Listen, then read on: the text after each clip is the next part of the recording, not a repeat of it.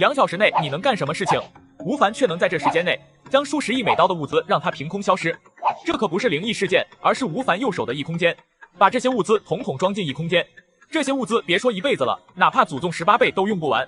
全球进入冰河时代，寒冰末世降临，人口骤降。前世我被手下出卖，仅仅只苟活了9个月，如今重生回到灾难前1个月，不仅需要将前世仇人手刃，还顺带觉醒了空间异能，这必须得囤上海量物资。好在末世当土豪。先生，您没事吧？我看您脸色苍白，头上一直冒冷汗，是不是身体哪里不舒服？我这是在哪？先生，我们在国际航班的飞机上，这会儿在太平洋的上空。快让飞机掉头！我不去灯塔国了，快送我回华夏。在1个月之后，蓝星受到20万光年外超新星爆炸的影响，全球气温骤降，伴随着暴雪，仅7天的时间，气温就达到了零下70度左右。先生，先喝点水吧，需要我给您拿条毛巾吗？你这应该是做噩梦了。谢谢，你去忙吧，有需要我会叫你的。吴先生，我会在洛杉矶停留3天，可以留个联系方式吗？前世挨过了9个月的素食，现在有荤菜袭来，自然是不能抵挡。顺势掏出一张名片，切，流氓！流氓说水。流氓说你一个大男人主动给空姐名片，这不是想耍流氓是什么？我是不是流氓？你把她叫回来问问不就知道了。别说这女人长得还是很精致的，如果说刚刚那个空姐长相有8分的话，眼前这个女人吴凡最少给她9.5分。这次来洛杉矶的目的本来是准备和客户谈一笔大额订单的，没想到却突发天灾，导致她被困在了洛杉矶港口，依靠自己仓库内的物资苟活了9个月。可没想到自己的手下竟然出卖了他，他们耗费了整整几个月时间，才一点点的到了仓库。其实仓库里的物资完全够他们吃一辈子，可陈诚反倒是先不干了。你算什么东西？还以为自己是老板呢？我们拼死拼活几个月才闯到这里，凭什么要分东西给你？想到这些，吴凡突然觉得眼前视线有些模糊，下意识的伸手揉了揉眼睛，突然脑中出现了一个白色光团。他用意识尝试去触碰脑中那个光团之后，脑中立即浮现出一个巨大的空间。伸手触碰电脑包里的充电器之后，然后充电器就凭空消失，并出现在了脑海空间当中。看来这就是自己重生之后的金手指了。要不是现在在飞机上不方便，我都想试试可以收进去多少东西了。现在还有1个月时间，他可不敢有丝毫的耽搁，直接开始做起了采购计划。他深知末世的残酷，下了飞机后，吴凡看到来接机的就是陈诚这个家伙。虽然吴凡现在恨不得抽他的筋，扒他的皮，但是眼下却不得不陪他演戏。虽然这家伙不是什么好东西，但是办事能力还是有的，接下来的采购计划还是需要他的帮忙。陈诚，目前我们海外账户账面总资金有多少？目前我们海外账户大约有3亿5千万美刀。陈诚，现在安排几件事交给你办。第一，从现在开始，海外仓库的货没有我的签字，一针一线都不能出库，不用担心客户那边违约的问题，我来解决。第二，去各大银行申请贷款，能贷多少贷多少。我就一个要求，3天之内要见到钱。我在洛杉矶和纽约的别墅也在公司名下吧，一块给抵押了。第三，利用账面的所有资金去亚马逊物流仓库调货，以食物和水源为主，生活用品为辅。我前几天得到可靠消息，不出3个月，毛琼家粮仓被倒卖的事情就要爆雷，到时候肯定物价飞涨。这次的投入最少要翻几倍。对了，联系一下雷神武器公司，我要采购一批武器弹药，这是详细名单，这批数量不大，反正都是要离境的，手续的问题也好解决。陈诚听的是云里雾里，默默地记下这些，顺带自己也参点小股。回到别墅的吴凡有些郁闷，因为能采购的枪械弹药实在是太少了，如果有可能，他甚至都想购买几条枪械、子弹的生产线，可他也深知自己的公司没有那个资质。喂，大哥，你在哪呀？重生第1天就有美女主动前来搭讪。你好，请问是吴先生吗？是我，你是谁？吴先生，我是今天在飞机上联系您的空姐赵韵，我现在下班了，您看。你看看我怎么把这事忘记了，我马上把别墅地址发给你，你自己打车过来吧。好。放下电话，吴凡立刻开始规划后续的事情。既然我要回国生存，这采购计划就得同时进行。首先需要确定的是生活城市，魔都就是个不错的选择，既是南方，又是1线城市，而且我正好在魔都有。吴凡直接给华夏那边的主任李川打去了电话。吴总，李川，你从今天开始放下手头全部的工作，我有任务安排你。你去我办公室左边橱柜下面第3个抽屉，里面有3把钥匙，分别是魔都的3套房子，地址我等会发给你。今天联系3家魔都最顶级的安保公司，我要求1个月内不20天之内，按照末日安全屋的标准重新装修。我不要求能缝合台，但得360度防爆，尤其是顶楼大平层的房子，全部采用新型钛合金的材料，虽然贵点，但重量很轻，我会让财务给你批款的。在我回国之前，先不要装外面的门。另外，通知刘经理，一出口的名义，采购一批医疗，收到发生的达到手术期限，采购的量越多越好。还有，例如采购几10个樱桃木段和葡萄木段，分别采购200吨，在不引起官方重视的情况下，分批去各家物流仓库采购食物。水数量没有上限，记住，这些物资都是要出口的，全部放在魔都港口的仓库里。没有我的命令，谁敢出库就直接开除。吴总，这是要世界末日了吗？莫你个娘嘞！你怎么不说爆发丧尸危机呢？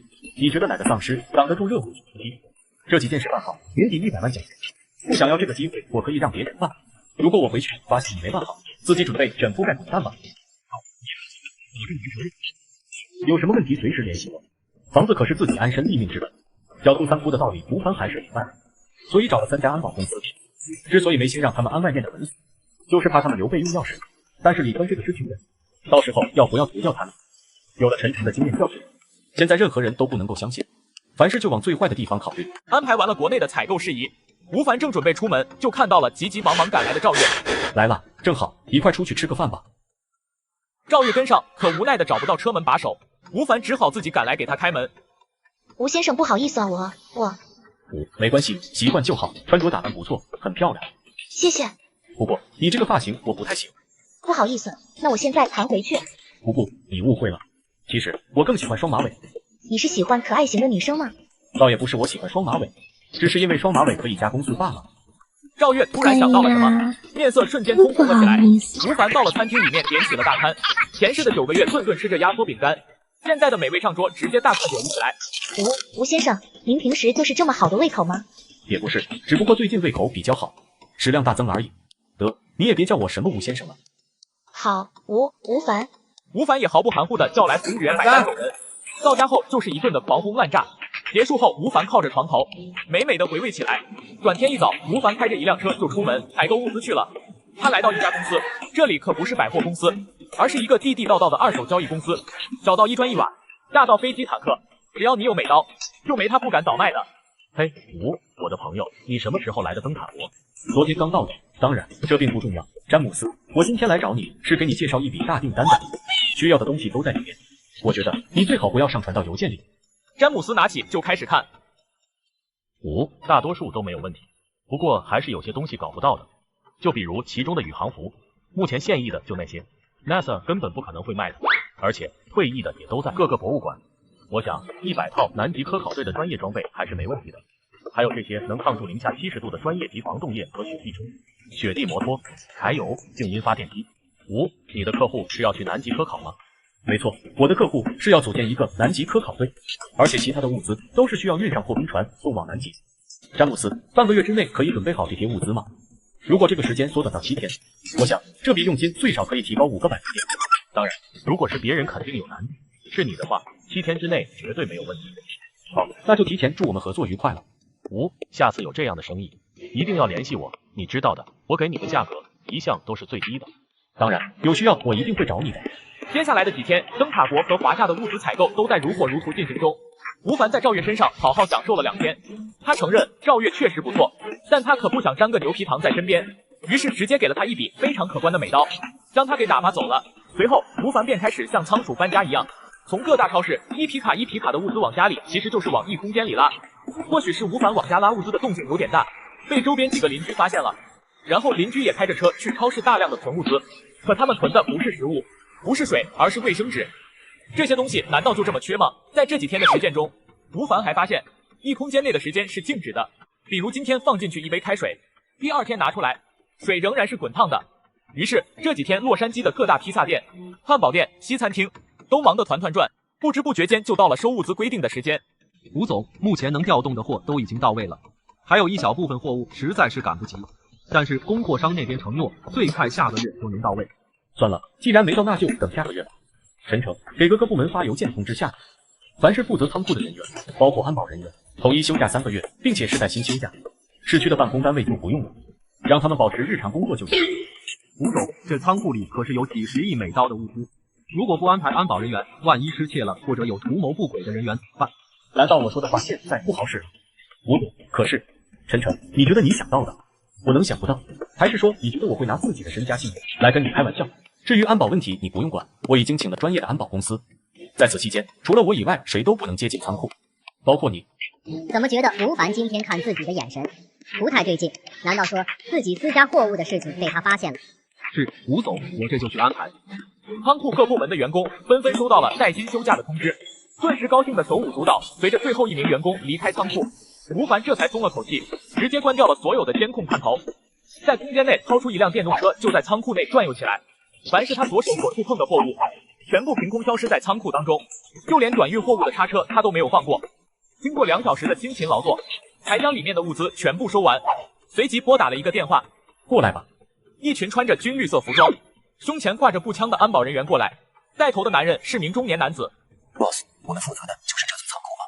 没错，1个月之内，除了我之外，任何人都不能接近这座仓库，哪怕是佛伯乐来了，只要没有搜查，也不允许他们查看。我雇佣你们花费了很多美刀，我不希望你们浪费公司支付给你们的薪水。威廉中校，告诉我，你可以做到吗？ Yes。物资的事情全部搞定，吴凡直接订购了第2天回去的机票。还有一件事就是现在该如何报复他的仇人了。陈诚，转天一早，吴凡叫来了陈诚，就在他不知道什么事情的情况下，处理完事情，他到了机场，刚刚到休息室，就传来了一道熟悉的声音。哼，怎么又是你这个流氓？姑奶奶，我真是出门没看黄历，倒霉。这是在哪买的？还有没有卖得了？干嘛？我告诉你，这可是我的宝贝，你别想打他主意。你这条狗卖不卖？我出10万的。呸！别说10万了，就算给我100万我都不卖。再说了，你看我像缺钱的人吗？我没别的意思，就是太喜欢这种狗了。如果你不肯卖的话，能告诉我是在哪里买的吗？我也不知道哪里有卖的，这是我在洛杉矶捡到的狗狗，我给它起名叫贝贝。光是给它做检查、办登机手续都费了不少劲呢。卖给你是肯定不能卖的，因为我也喜欢它。你要想买就去宠物店问问吧。这应该是因纽特犬，也叫北极犬。要是普通的宠物狗，吴凡断然不可能会上去问的。这种狗可以在零下60多度的极端天气下安然入睡，对于吴凡来说也是一大助力。可奈何人家不卖，他也着实没办法。经历了漫长且无聊的飞行后，飞机终于在机场降落。一出机场，李川就来接机。吴总，都准备的怎么样了？吴总，您说的那些物资大部分都准备好了，不过还有一部分，这几天就能完全到位。至于房子的话，君悦府的那套大平层已经装修好了，就差您回来安排门锁了。周边的那套别墅也已经在收尾了，最后就是郊外那套别墅，因为挖地下室浪费了几天时间，预计1周之内肯定能完工。末世冰封如约而至的到来了，伽马射线经过蓝星是在早上6点钟，仅仅是经过了一瞬，但是带给这个星球的灾难却是毁灭的。就在几天前，自己的3套别墅和物资已全部到位，物资全被收进了自己的异空间内。前世的吴凡没有见到这个景象，今天特地定好早上5点的闹钟，顺带给自己的壁炉添上一些柴。5点59分，吴凡端着一杯滚烫的咖啡，坐在沙发上，死死地盯着窗外。忽然之间，天空的尽头突然泛起了一抹白光，明明天还没完全亮，但这一瞬间仿佛世界都被照亮了起来。但是这种光明仅仅持续了不到2秒钟的时间，然后就沉寂下去。虽然他不确定那道白光究竟是什么，但总感觉不是专家口中所谓的伽马射线，这是一种说不清道不明的感觉。他感觉自己的后背已然全部发凉。仅仅几分钟的时间，天空中竟然开始飘起了密密麻麻的雪花，伴随着狂风的呼啸，仿佛听到了一股来自地狱般的咆哮声。整个世界都突如其来的出现了漫天大雪。吴凡在看到末世降临的这一刻，心中的弦一下就松了下来，同时还有些小庆幸，要是末日不来，光是他买物资的这些债务就能压垮他。突然的大降温让吴凡忍不住打了个冷战，随手又往壁炉里添了几把柴。既然现在末世已经降临，那他有些事情也该忙活起来了。说实话，如果有可能的话，吴凡是一步都不想走出家门的。但是今天不去搜刮亚马逊仓库的物资的话，看眼下的降雪的速度，明天100%出不了家门。现在才刚刚降雪，明显不是一个很好的时机，还是等到傍晚再说吧。于是便回到温暖的大床，接着睡觉。一觉醒来，直接到了下午4点，吴凡就准备开始出门。接着从空间中取出一辆 SUV， 就这样开在路上，一个人都没有，那叫一个爽。很快就到了亚马逊的仓库，里面的货物那是相当的多，起码价值几百亿刀的货物。刚到门口就见到门口的2个保安，还没等他们反应，应声倒地。进入仓库区，吴凡再次拿出电动车，开始扫荡货物。不得不说，里面真是大，一直到天色全黑时，吴凡厂将仓库给洗劫一空。加上原先的物资，要是不考虑寿命问题，这里面的物资可以直接从商代用到现在，可想而知里面的物资究竟有多丰富了。完成大事，开着自己的 SUV 就往家里赶去。就在还剩1公里到家时，又被趴窝了，不管如何都不会启动。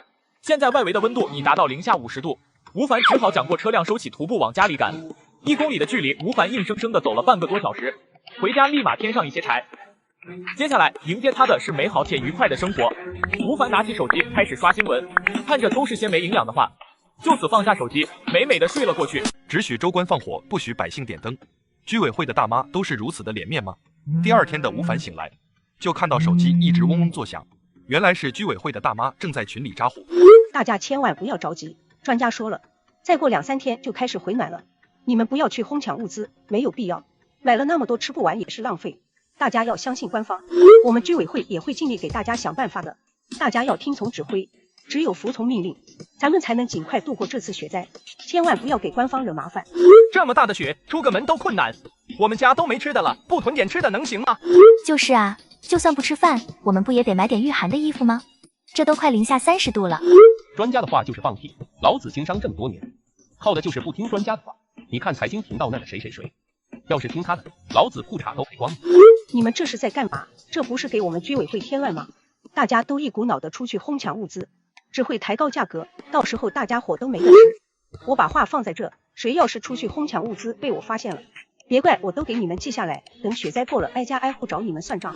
王大妈，你要我们服从安排，我没意见，但麻烦你先管管你儿子行不行？刚刚在超市里就数你儿子买的东西多，别人可能不认识，但我可是见过你儿子的。什么？合着你搁着暗度陈仓，耍我们玩呢？呵呵，典型的只许州官放火，不许百姓点灯。王淑芬，这事你必须给我们业主一个交代，要不我们绝对要集体投诉你。就是凭什么你家能买，还不让我们买了？你是居委会的人就了不起啊？你知不知道我老公是干嘛的？王淑芬见状顿时慌了神，连忙给儿子打了个电话，让他赶紧回来。正当他不知道该怎么办时，妈，你赶紧联系个小区关系好的人，让他在群里说一下，是他让大龙去买的，咱们不知情。那个谁，顶楼的那个吴凡，他不是前几天还帮小轩安排工作了吗？对，这个主意不错，还是小丽你聪明。喂，是小吴吗？是我。小吴啊，我是你4楼的王大妈啊。我知道。那什么，小吴啊，我那个小外甥昨天给我打电话问我，你准备什么时候去漠河啊？他在那边宾馆等了好几天了。给他外甥安排工作，纯属就是他抱着逗他玩的心态说的话，没想到他那个傻外甥还真去了。啊，王大妈，我本来打算今天去的，可这外边的天气你也看见了，航班都取消了，我也根本出不了门啊。你让你外甥在那等着吧，放心，等雪灾过去，我第一时间就赶过去。到时候他花了多少住宿费，公司统统给他报销，不让你外甥多花一分冤枉钱。那就太谢谢你了，小吴。到时候等他发了工资，我一定让他好好安排一下你。小吴啊，大妈还得求你件事。小吴，你在听吗？我在听，你先说说是什么事吧，我也不一定能帮上忙。小吴，刚刚群里的消息你看了吧？看了。是这样，我儿子去超市买东西这事，大妈是真的不知情，要不大妈怎么也不能在群里说那种话了。但是你也知道，大妈要是在群里说不知道，人家肯定不这么认为，所以啊，大妈就想让小吴你帮我在群里澄清一下，就说是你让我儿子去买的东西。不过你放心，等晚点人少了，大妈亲自上楼给你送上一份，毕竟这会东西不好买，也不能让你白帮忙不是？合着他是在打这个主意，想让自己给他当个替死鬼啊。虽然说吴凡不怕成为小区里的众矢之的，但他也不会闲得蛋疼，主动给自己找麻烦啊。小吴，人啊，不能越活越回去，别像个小孩似的，自己拉的屎当然得自己擦。不过老太太你倒是挺幸运，说不定因祸得福了。小吴，你这是什么意思？没什么意思，就是字面意思。吴凡直接将电话挂断。妈，怎么样了？他答应了吗？这个小兔崽子，平时看他人模狗样的，没想到也不是个什么好东西，竟然敢骂我。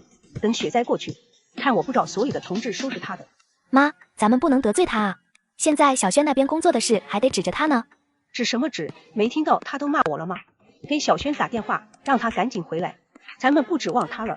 要不是听说进出口贸易公司油税多，我才不让小轩去他公司呢。我什么时候受过这种气啊？不行，我现在就得打电话让人来收拾他。真他娘的冷啊！出去一趟差点冻死我了。妈，老婆，这是怎么了？孙俪见状，连忙将他刚刚出门之后群里的事情以及吴凡的事情告知了对方。小崽子，敢骂我妈，看老子今天不剁了你！儿子，你可别冲动啊！妈，你撒开我，看我不上去砍死他那个小崽子！大龙，你别冲动啊，你想想我，再想想咱妈，你要是出个什么事，可让我们俩怎么活着啊？妈的，那就先饶他一命。不过他骂咱妈这事没完。吴凡还不知道自己已经被人给惦记上了。不过就算知道又怎样？寒冰末世都来了，谁跟你玩那花里胡哨的？兄弟，时代变了，现在咱们都是玩热武器了，谁还跟你原始人一样使用冷兵器啊？任你如何上蹿下跳，我一雷打不动。笑看天下风云，想让吴凡出门，门都没有。在末日，可能明星还没有老百姓活得潇洒。这不，吴凡就接到了明星想要和他买物资，可想要从吴凡手中买物资，靠钱那是不可能的。今天是寒冰末世到来的第4天了，吴凡每天就是吃了睡，睡了吃，偶尔打打游戏，搞搞健身的生活，好不惬意。随意的查看手机的新闻，显然已经骂翻了天。专家呢？给老子出来！卧槽，太他妈冷了！谁他妈说的2、3天回暖的？各位江东的老表们，谁家有卖煤炭或柴火的？我特么受不了了，高价收！你收个屁！这鬼天气你出趟门试试。我们小区已经冻死好几个人了，这到底什么时候升温啊？谁能救救我家孩子？高烧39.7度，已经第2天了，120的电话一直打不通。这到底什么情况？官方能不能有个人出来解释一下？是不是真的世界末日了？随即业主群内也发出了消息。各位业主，每户派1个人，携带你们的户籍本到各自的单元门口前来领取物资。这可是我们居委会特地给大家申请下来的物资。如果被我发现谁不配合、不听指挥，我就取消你家的分配资格。王淑芬，凭什么这么区别对待我们？我们也是业主，为什么不能领？就是租户为什么也不能领？你这是在歧视我们外地人。你们不满意，我也没办法，上面就是这么规定的。而且这本身就是我们居委会给本地居民申请的，我拦着你们办魔都户籍本了。行了行了，你们有户籍本的人赶紧下来领。天气怪冷的，都别耽误时间了。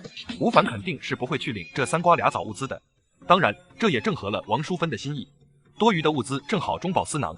正当吴凡不管他们，准备打会儿游戏的时候，突然弹出一条申请添加好友的信息。你是？吴凡，我是柳依依。不认识，有事吗？没事的话互删吧。你真不认识我？你以为你是软妹币吗？我为什么要认识你？有话快说，有屁快放。我忙着打游戏呢。我是你楼下21层的业主。下雪降温的前2天，我偶然看到你搬了不少东西回家，因为一些特殊原因，前2天去超市采购我没有去。现在领物资我也没户口，是这样。我现在家里东西也不是很多了，所以我想找你买点东西，价格贵点也没关系。你家里还有水吗？从下雪的第1天开始，水管全都冻住了，我家里大概还有10几瓶矿泉水。如果你需要的话，我可以拿3瓶和你交换。哦，我用不着。我的意思是，让你多喝点水，撒泡尿照照自己。你以为你是明星啊？你自己不下去买东西，凭什么要我跟你换？可我真是明星啊！明星是吧？那又怎么样？我记得明星不是有这个爱豆，那个黑豆的吗？我相信他们一定会非常乐意为你效劳的。另外，作为邻居，我再给你简单的提个醒，这2天再不存货，你这个大明星就等着变成大黄星吧。你什么意思？吴凡，你是不是早就知道什么，所以才买了许多东西？恭喜你答对了，不过我可没奖励提供给你，想吃想喝，自己想办法吧，我爱莫能助。你怎么能这样？虽然咱们之前并不认识，但好歹也算是邻居。如果你不肯交换，那我花高价买还不行吗？吴凡嘴角微微勾起，直接通过某信把他仅剩的5万存款给他转了过去。拿去花，甭客气，不够了再开口。我什么都缺，唯独就是不缺钱。吴凡，你究竟怎么样才能卖点食物给我？怎么样啊？让我想想啊。这样吧，我这会儿有点困了，先睡了，等我想明白了再跟你说。实话说，在末世里，一个人是有多么的孤独。前世在灯塔国仓库里独自存活9个月的他，不仅孤独的快要发疯，甚至差点连话都不会说了。他不介意找个可以一起负距离的伴侣，但是这个人必须听话。可明星有个致命的缺点，那就是过于心高气傲，总觉得世界就该是围着他自己转的。如果后期等他彻底断粮，陷入绝境还能主动使点去的话，吴凡不介意收下他。魔都全市停电，在末日降临的第7天，小区内就发生了一起打斗。吴凡拿出静音发电机，按照视频教学步骤，一步一步地连接好线路。在启动发电机后，头顶的灯光瞬间亮了起来。这时手机响起声音：“救命啊！救命啊！群里有没有医生？快来救救我老婆啊！现在110，120根本打不通啊！谁家有发电机？我出100万啊，不，500万，现在立马转账，有的直接联系我。”我他妈的，这鬼天气还停电，这不是要我们的命吗？王淑芬，你快打电话联系官方啊！再这样下去，大家全得冻死。吴凡看室外温度， -71度，这一觉起来要是不动嘎几个人，那才是真的邪门。大家不要慌，相信组织，相信官方。官方已经派专业人员前往核电站，每天供给1-2个小时的电没问题。不要使用大功率电器，以免过载。不能用大功率电器，那还有什么用？没有空调怎么活了？都给我闭嘴！不信谣不传谣。这个老东西倒是心机深沉。王淑芬，你个小，敢骂我吗？活得不耐烦了，你特么有种告诉我你住哪一户，看我不过去弄你。我在7层702，有种你特么就来。孟大龙，你别上去闹事，等这阵子过了再收拾他不就得了？妈，您甭拦着我，今天说什么，我也要上去教训一下那个小子。老公，你就别上去折腾了，等这场雪灾过了，再让咱妈收拾他不就得了？行，你给老子等着。儿子，甭搭理他，他愿意骂就让他骂去呗。等这场雪灾过了，妈叫刘所长拘了他，让他在里面吃点苦头。妈，他当着那么多人的面骂了您，我这当儿子的不能坐视不理。别看这些业主们现在很奔打，等这场雪灾过去，妈再找他们一个个算账。还有顶楼吴凡，丽丽，你看着咱妈，你俩就别跟着凑热闹去了，怪冷的。妈，你放心吧，儿子我有分寸，肯定不会出事的。这种看热闹的场面，怎么能少得了我呢？他妈的，就你小子刚刚，卧槽！那边门一开，孟大龙被对方砍伤，这家伙开门就是一刀，太狠了！这小子真倒霉，找谁出气不好，偏偏要往疯子的枪口上撞。走过路过不要错过。某小区男子打大龙，结果被大龙给灭了。精彩视频，吴凡直接将刚刚的视频剪辑好，发送到了业主群。吴凡为了让孟大龙早日出名，随即就在业主群内发送了一条他主演的武打戏视频。吴凡，你恶不恶心啊？这都什么时候了，还发这种视频？就是群主把他踢出去，这人一看就是个极端分子，咱们群里不能留这种祸害。这两个人真是不识货啊！通过反复的观看视频，业主群中有人开始怀疑视频中的人物身份。你们有没有觉得视频里这俩人有点眼熟？这不是王大妈她儿子吗？他不是去找7楼的业主了吗？地上那个就是7楼的业主，我见过他几面。虽然群里的讨论愈演愈烈，有讨论该怎么办的，也有不敢说话的，但却没有人敢报警。每个人都不想做那个出头鸟。这大雪封路的鬼天气，就算报了警又能怎么样呢？孟大龙会不会找他们的麻烦？而看到这个视频的王淑芬和孙俪彻底懵了。小丽，大龙，他怎么这么不理智？此时的孟大龙更加绝望，他本来只是想教训一下对方，没想到却失手嘎了对方。故作镇定的进门之后，发现自己老妈正在用一种诡异的眼神看着自己。妈，老婆你们这是怎么了？大龙啊，你出门前是怎么答应妈的？你不是说有分寸吗？是啊，我是有分寸啊。有分寸你就干出这种事。随即王淑芬就将手机递给他。不，这不可能。就这样，一家3口全部愣在原地，谁也没说话，死死盯着业主群的视频。孟大龙终于反应过来了。吴凡，你既然敢害我，那就别怪我的手上再沾染上一个人的血。吴凡却还在群内叫卖自己的视频。走过路过不要错过，某小区男子打大龙，结果被大龙反灭的精彩视频。吴凡，你他妈给老子滚出来！嘿，怎么是这家伙？这是来打击报复我了？好吧，既然你来了，我就好好照顾你。拿出自己的水枪，加上些酒精，给他好好的消个毒。这是什么玩意？怎么脸上火辣辣的疼啊？吴凡，你给我等着，我就不信你不出门，别让我带到你，我会让你知道什么是绝望。说完，感觉脸上火辣辣的疼。孟大龙捂着脸，屁滚尿流的果断跑路了。回到家中的孟大龙，直接从书房当中拿出了几本平时装文化人的书籍，直接用打火机在客厅点了起来。可不及时处理伤口，他早晚也会嗝屁。妈，帮我把伤口缝上。儿子，现在这条件，咱们家也没麻药，你可得忍着点疼。快咬住这个，缓解一些疼痛。这场冲突真是闹得不亦乐乎。在寒冷的环境中，吴凡和孟大龙都面临着生存的困境。孟大龙决定缝合自己的伤口，而吴凡却继续留在家中享受温暖。相信大家都有拿酒精给伤口消毒吧，可在零下70度的环境中，总没有试过吧？孟大龙表示，对此他有刻骨铭心的真实感受，有足够的发言权。不仅会疼得撕心裂肺，而且还会被浇个透心凉。好在服用了一些常用药物，只是脸上有点疼而已。妈，你放心，即使我要进监狱，我也会帮你们把吴凡除掉，绝不给你和丽丽带来麻烦。他以为有个好大门就能安全了，等他一出门，我就直接去弄他。或许这才是最好的结局了。现在已经得罪了对方，如果不除掉他，我们可能会面临更大的打击。外面是地狱，而我的家中却是天堂。我不需要离开这个安全的地方去冒险，只要保护好自己就足够了。没多久，业主群里又开始骚动起来。京都已经发起总攻了，估计马上就要轮到我们魔都了。希望官方快点开辟道路送物资，否则我们会被冻死在家里。别慌张，相信官方的力量，雪灾会过去的。吴凡注意到大家对孟大龙杀人的事情避而不谈，话题转移至食物短缺。那个谁家有多余的食物啊？我家现在能吃的不多了，我想花钱买点。我家也不多了，要是有人卖的话，也跟我说一声，泡面、火腿肠之类的都行。你俩要是早问几天，说不定我这还多出来点。前几天刚送给咱们小区的大明星。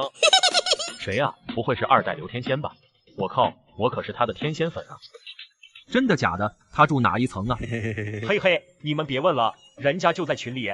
我答应他不透露名字的，都别问我了。可现在的柳依依正在嗦着泡面，可一想到吴凡前几天那个傲慢的态度就来气。想了想，直接打开相机拍上自己的美照。哼，你不卖，自然有人卖。吃的不错，不过你这泡面有点贵吧？你少狗拿耗子多管闲事了，你自己抠门还不让别人大方了？我看你就是小人之心度君子之腹。哦，难道你觉得我在羡慕嫉妒你？我只是提醒你，食物可不是无尽的。等你真正缺粮时，那些所谓的好心人可能会有不同的态度。你这个自私的家伙，我告诉你，我不需要你的提醒，我现在能吃好喝好，就是因为有人愿意帮助我，不像你铁公鸡一毛不拔。柳依依，你误会了，我知道你现在吃得好，但是雪灾的情况会变得更加严重。你以为你会一直享受这样的待遇吗？你就会唱衰？我不信，我相信官方会及时救援我们，他们会保证我们的安全和生活。官方的救援可能不会像你想象的那样顺利，你别忘了，现在连水电都停了，人们的生活将变得更加困难。你觉得官方能做到全部救援吗？你真是太悲观了，我相信我们会渡过难关的，你就别多嘴了。我太难了。人啊，总是容易被眼前的好处迷惑，希望他不要后悔自己的选择。由于被孟大龙给惦记上，吴凡想到了一个办法，就是在群里给这些人提速，好让事态发展更严重些。等等，他说的是真的吗？气温将要长期性保持低迷，这简直太不可思议了！难道我们真的会面临持续的寒冷天气？柳依依心中突然充满了恐惧和焦虑，她走到窗边，望着外面茫茫白雪覆盖的世界，感到一阵寒意袭来。他说的可能是真的，如果是这样的话，那我们怎么办？吴凡平时囤粮烧壁炉，难道他早就知道会发生这种情况？柳依依开始意识到自己之前对吴凡的嘲讽和不屑是多么的幼稚和盲目。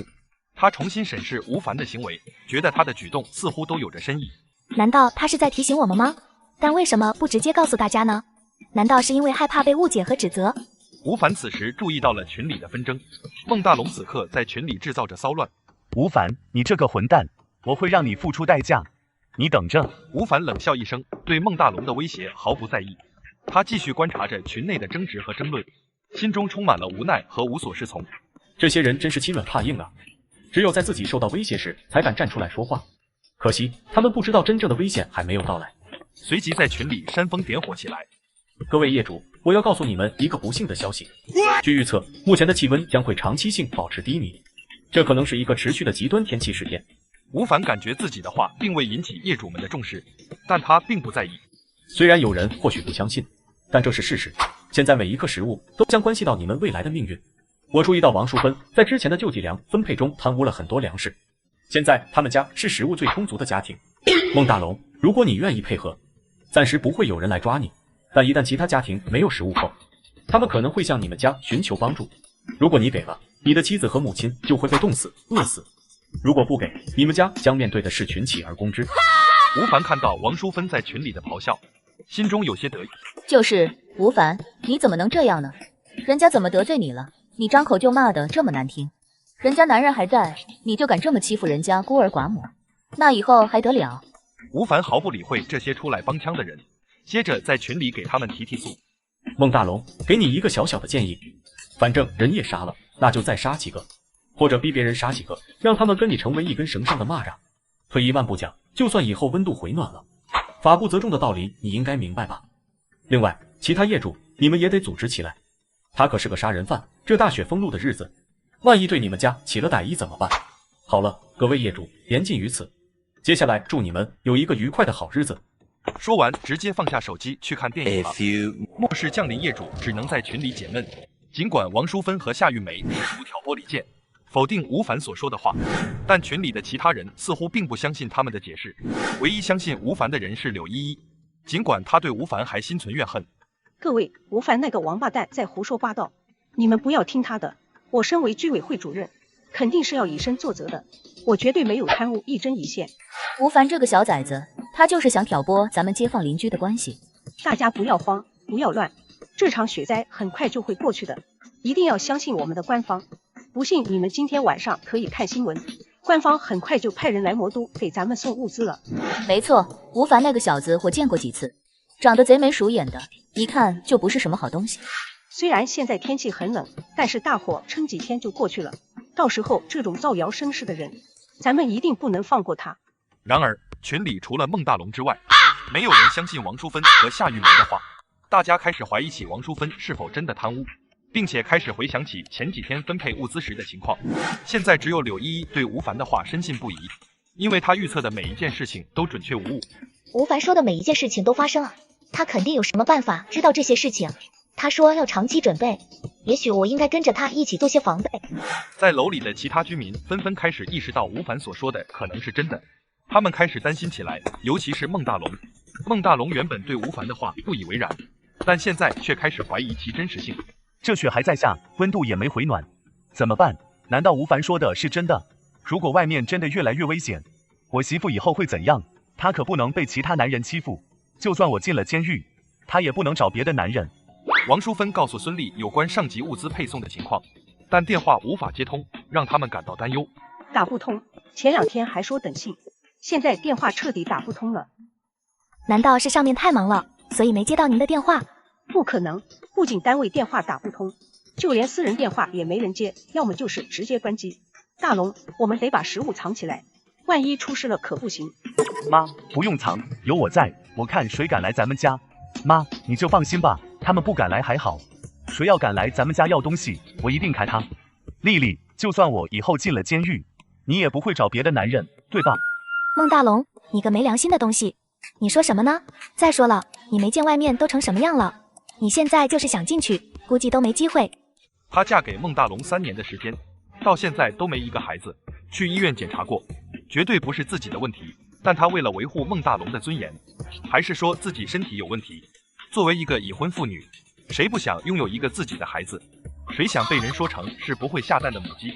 在零下70度的天气中，别说洗澡了，就连喝水都困难。但这对于有一空间的吴凡来说，完全没有压力，舒服的洗了个澡，躺在按摩椅上享受服务。怎么了，大明星，准备来给我暖床了吗？闭嘴，快去关水，你家漏水了。关水没关系，我故意放的水，洗澡水不好喝也用不到，冲厕所都嫌泡沫多。你疯了吗？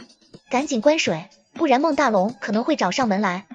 孟大龙，好啊，正好给他点颜色看看，我可不怕他，还想跟我单挑呢。快去关水。不用关，这种天气洗个热水澡舒服，你想不想来体验一下？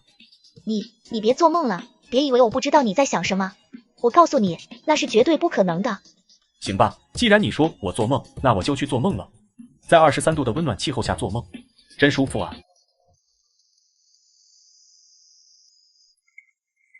吴凡，快出来！你家水漏完了，我要淹了你！你说你这家伙怎么记吃不记打呢？不给你点教训，还真以为我怕了你了。吴凡冷笑一声，取出弩箭。嘿嘿，果然找上门来了。孟大龙，你还是乖乖等着被虐待吧。吴凡，我说你这个小伙子，整天都往群里发这些污言秽语，你还要不要脸啊？我听说你爹妈早就去世了，果然是有娘生没爹教的东西。夏玉梅，你他妈又是哪个坤巴玩意？有本事你现在来1302弄嘎我，你看我躺地上讹不讹你？全体成员，我吴凡把话撂这，谁能弄嘎这个老娘们，奖励方便面1袋。我这话永久有效。另一边，孟大龙拖着受伤的身体回到了家，王淑芬紧接着为他的好儿子再次缝上伤口。一晃末世已经降临了20天，现在很多家庭基本上已经弹尽粮绝了。有人愿意卖食物吗？我愿意出高价购买。5000块钱一桶泡面，我也要。别抢了，我可以出1万块，直接打包购买。你以为你谁呀？凭什么都卖给你？大家别吵了，我们应该互相帮助，才能渡过难关。大家陷入沉默。突然有人提到吴凡之前说王淑芬家有粮食的事情。对了，吴凡说过王淑芬家有粮食。王淑芬，快出来，卖给我们点食物吧！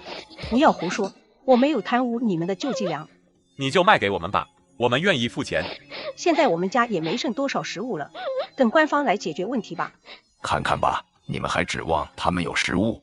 王淑芬，你可别忘了，你拿的救济粮本来是大家的。群里的人开始犹豫，但吴凡将户籍本照片发到了群里，指责王淑芬私藏食物。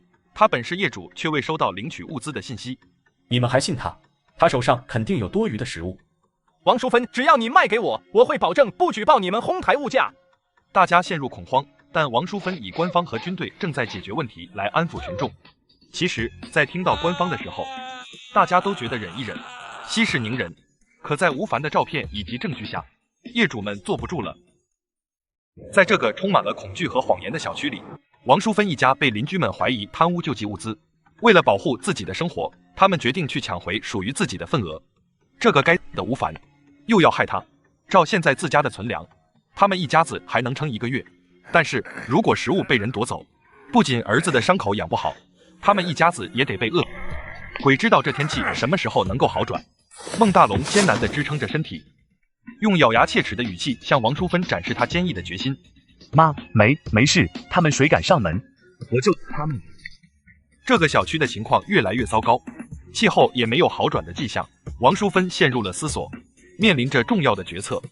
妈，你别怕，他们敢来我就砍死他们。丽丽，去把我的刀拿来，谁敢来就让他们见识一下。孙俪震惊地捂住脸，她不明白为什么自己一直受到丈夫的，而婆婆却选择漠视。孟大龙，你就是个混蛋！当年我真是瞎了眼才会嫁给你。突然，孟大龙听到外面传来敲门声，他们的邻居们决定来抢回物资。王凯率领着其他8个人已经来到了王淑芬的门前。王淑芬，你把我们的救济粮主动交出来，我们保证不追究你的责任。其他人陆续附和，并威胁要自己上门取回食物。你们要干嘛？是要造反吗？我说了没贪污就是没贪污，谁要是敢进来就是私闯民宅，到时候等天气回暖了，我保证让你们一个个都吃不了兜着走。我呸！王淑芬还敢威胁我们吃不了兜着走，我们都快被饿死，谁还跟你等到那一天？吴凡躺在沙发上，冷笑着看着这一幕。他明白这些人只会依靠他们自己争取好日子，否则注定要饿死家猪。他并不在乎他们抢来的食物，因为他从不缺吃喝。面对门外的敲门声，还想用业主群的语音消息向他们表达自己的无辜，但他知道这样做是徒劳无益。要是真没贪污，我们保证掉头就走，绝对不为难你。你要问心无愧，就把门打开。我们是邻居，应该好好商量。王淑芬听到他们的要求，心急如焚，想着如果他们闯进来，家里的食物将会被抢光。与平时不同，这些人并不害怕法律和官方的压力，所以他感到无处可逃。王凯意识到这个王淑芬家是防盗门，无法轻易撬开，大山的撬棍正好合适，在他的努力下，门很快的就撑不住。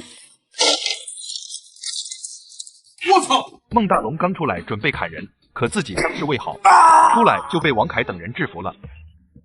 王凯看到王淑芬和孙俪蜷缩在角落发抖，王凯并不想理会他们，先搜寻起物资来。在这个饥饿和冻雪交织的小区里，孙俪不得不面对自己的生存困境。他们家被抢物资已经过了3天，她决定向吴凡求助，希望能够借用他的资源渡过难关。吴凡，你上次说的话还记得吗？什么事？是夏玉梅那件事吗？不是，我是说你在群里说的那件事。到你家去。你想让我信任你？先给我彰显点诚意吧。我怎么彰显诚意呢？才能去你家呢？嘿嘿，等会再说，你得先表现一下才行。孙俪被迫采取极端举动，面的话就按我说的去做，如果不想要，那就继续饿着吧。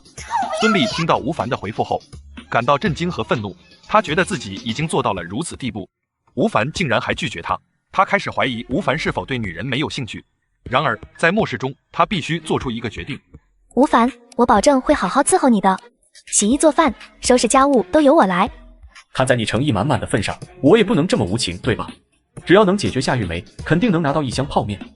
在此时，王淑芬决定去看一下孙俪，想知道她的进展情况以及何时能够把食物要回来。然而，当她打开房门时，却看到孙俪走了出来。小丽，你别管我。王淑芬看着孙俪手中的弹簧刀，支支吾吾的说不出话来。然而，孙俪没有理会她，平静地朝门外走去。王淑芬想要阻止她，但看到她手中的刀子，不敢贸然行动。在充满了恐惧和绝望的现实中，孙俪被迫去解决夏玉梅以换取食物，行为是无法被原谅的。但她仍然希望通过道歉来获得宽恕。然而，夏玉梅却已经离世，留下了孙俪深深的悔恨。对不起，夏姨，我并不是有意要伤害你的。我家里没有食物了，吴凡说只有解决了你，他才会给我食物。我真的很抱歉。为什么？我没有选择的余地，我真的饿得受不了了，请原谅我，夏姨。夏玉梅在生命垂危的时刻露出了苦笑。如果她早知道这个结果，即使再给她勇气，她也不敢公开嘲笑吴凡，甚至想要害吴凡。现在一切都已经太晚了。孙俪立马拍照发给了吴凡，吴凡看到后直接回复：上来拿吧。吴凡明白，为了食物，为了生存，孙俪一定会去找夏玉梅。然而，他没有想到孙俪如此果断。吴凡更加坚定了，绝对不能让孙俪进入他的家门。这种女人在满足利益之后毫无价值可言。他相信，一旦自己对她没有了用处，她肯定会背叛自己。打开门，扔出1箱方便面。虽然他本可以不给孙俪，甚至可以戏弄她，但他懒得计较这1箱方便面。孙俪终于艰难地爬到了24楼，她饥饿不堪，立即冲上去撕开1袋方便面，开始大口吃食。吴凡，我知道你现在能听到我说话，我刚才说的都是真的。只要你现在让我进去，你要我做什么都行。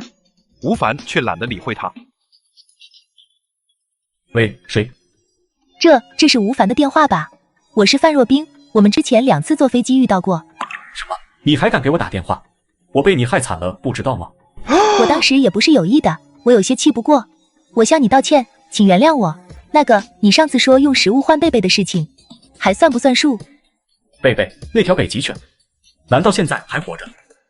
范若冰作为一个魔都的富家千金，从未想过自己会走到向他人求助的地步。末世的来临导致他们的食物消耗殆尽。范若冰看到贝贝时，突然想到了吴凡。虽然他知道在这种极端天气下，没人会用食物来换一条狗，而且他也不知道吴凡住在哪里，但他还是选择联系他。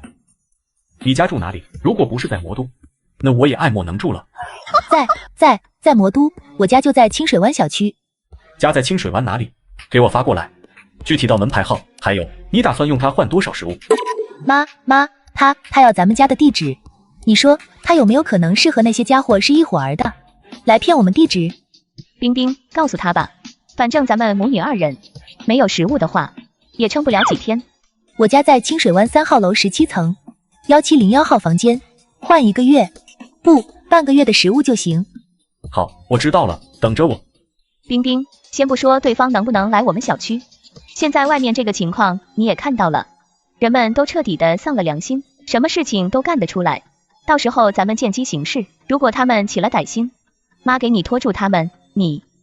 范母没说出后面的话，但是范若冰也知道是什么意思，要么选择跳楼，要么留下被人玩弄。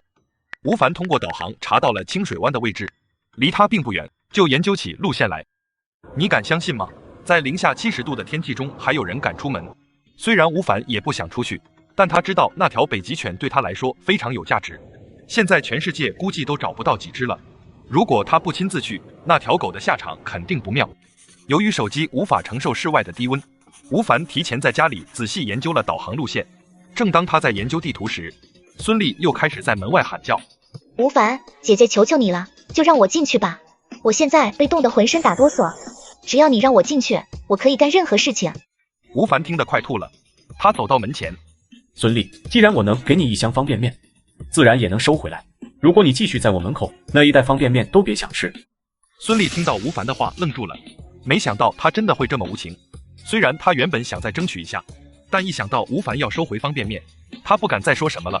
孙俪抱起脚边的方便面箱子，径直走了。孙俪并未回去和王淑芬一起食用方便面，而是随便找了一个没有人的房子，在里面隐藏了方便面。她选择了19楼，因为离24楼近。她还想继续撩拨吴凡。与此同时，吴凡则决定亲自前往范若冰家，尽管他并不愿意出门。刚到4楼就看到了王淑芬家被撬坏，半掩着的房门。吴凡，你这个家伙，谁允许你来我家的？赶紧给我出去，要不然。王大妈，一日不见如隔三秋，咱们这都多少年没见了。不过，我这次过来可不是来跟你叙旧的，而是要借你家窗户一用。吴凡一眼就看到了床上盖着好几层厚被子，奄奄一息的孟大龙。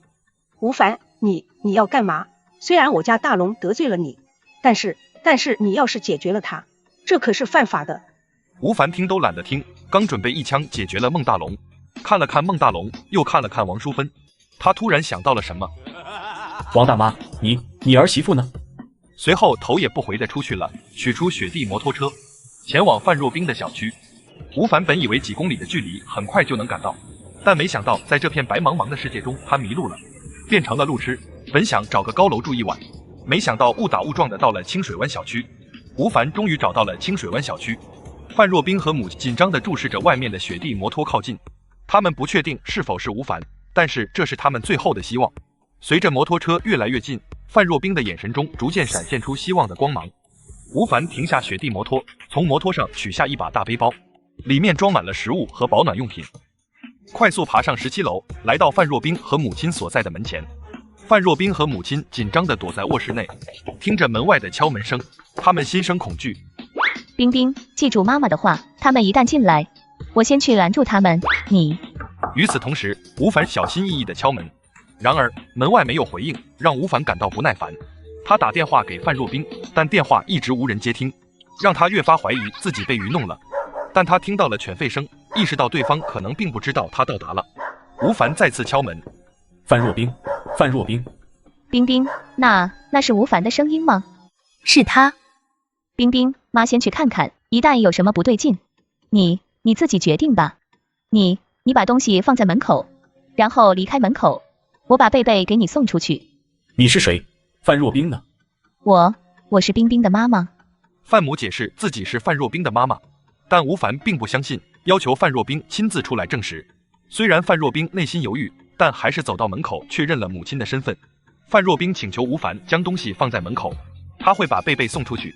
为了得到雪地犬贝贝，吴凡不得不离开自己的安全屋，历经了千辛万苦，终于到了范若冰的家门口，和他们完成了交易，用食物换到了贝贝。他并不在意范若冰和母亲对他的担忧和怀疑，因为他只关心自己能否得到北极犬。吴凡把背包放在门口后，并询问了他们对门是否有人。范若冰回答不确定，但范母的直觉告诉他，吴凡可能会在他们对面住下来。范若冰和母亲打开背包，惊喜地发现里面有大量的食物，远超过了他们预期的半个月。冰冰，我们不是只问他要了半个月的食物吗？他为什么要给我们这么多呢？突然就听到2声枪响，让他们俩心惊胆战。范母迅速打开门，看到吴凡，顿时用枪打烂了对门的锁，然后赶紧关上门。范母心中充满了疑惑，为什么吴凡要去对门，而不是进入他们的家？他开始怀疑吴凡的真实目的。吴凡安置好贝贝后，检查了对面的房间，还安装了红外报警装置在门口，以防有人闯入。吴凡点燃了木柴，取暖或做晚餐。深夜时分，范母一只脚刚踏进房门，刺耳的报警声就响了起来，他瞬间愣在了原地。下一刻，一把冰凉的管状物体就顶在了他的脑门上。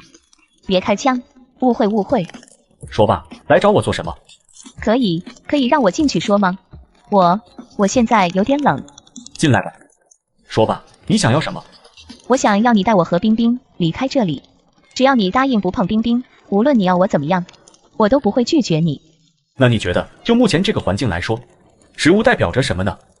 虽然现在的食物代表着一切，可这寒冬早晚会过去的，不是吗？等寒冬过去之后，现在的条件仍然不变，你依然想怎么样都行。不是，你觉得你说出来这话，你自己相信吗？至于你以后会不会听我的话，这个问题先不说。你觉得这个寒冬短期之内会过去吗？你说这话是什么意思？意思就是外面这个温度是长期性的，短期并不会消失。哦，对了，还有一件事也可以告诉你，你也知道这场灾难是全球性的，据可靠消息，上面已经彻底瓦解了，所有人都被遣散了，所以现在也好，未来也罢，都不会有任何形式的救援。不，这不可能。我话已经说得很明白了，信不信随你，反正我明天就要离开这里。当然，我可以带你们离开，也可以提供温暖和食物，前提是我要范若冰。如果你不接受，现在立马掉头离开，我就当你没来过。如果接受，我最多给你1周的时间，让你来做范若冰的思想工作。好了，我要休息了，你请便。说完，吴凡看着火堆旁的行军帐篷，直接钻了进去。范母知道吴凡这是看不上自己，最后只能耷拉着脑袋，失魂落魄地离开了吴凡房间。吴凡的到来让范母看到了能够活下去的希望，独自一人来到吴凡房间，经过一番谈话，让范母认识到了末世的持续，不得不做出一些牺牲。可吴凡对其不感兴趣，只要范若冰。转天一早，李曼见女儿醒来，冰冰，饿了没有？妈去给你做饭。